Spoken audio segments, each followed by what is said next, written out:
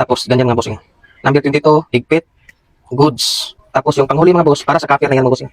Yan, same pa rin, higpit. Yan mga bossing.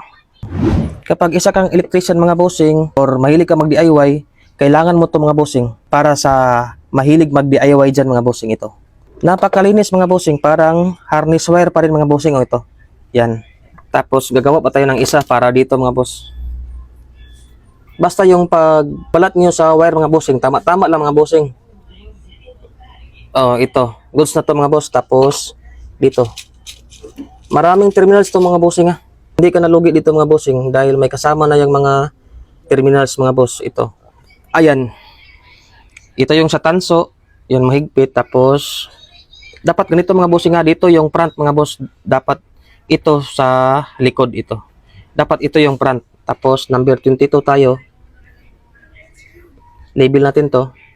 Yan, i-label natin dyan sa higpit sa copper. Yan. Tapos ganyan mga bossing. Number 22, higpit, goods. Ayan mga boss. 'Di ba? Tapos yung panghuli mga bossing, para na yan sa copper mga boss. Yan, same pa rin. I-label natin sa number 22. Ganyan. Tapos higpit. Yan mga bossing. Oh. Iyon. Kahit bunutin mo yan bossing, hindi yan basta-basta matanggal mga bossing. Kapag na-cream na po dito sa tools natin mga bossing ha. Yan. Napakasolid mga bossing.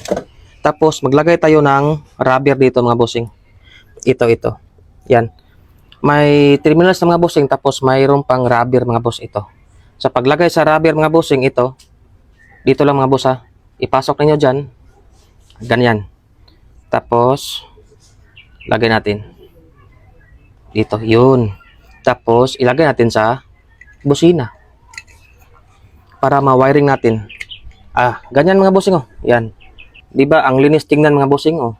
Kapag meron kang ganitong tools mga bossing, napakalinis po yung pag-wiring mo sa inyong motor or mahilig kang mag-plug and play sa imong motor.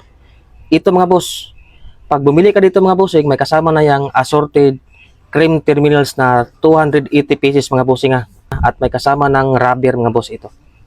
Napakamura lang mga bossing at napakasolid mga boss. Nandyan lang sa ating yellow basket mga bossing yan. Yan.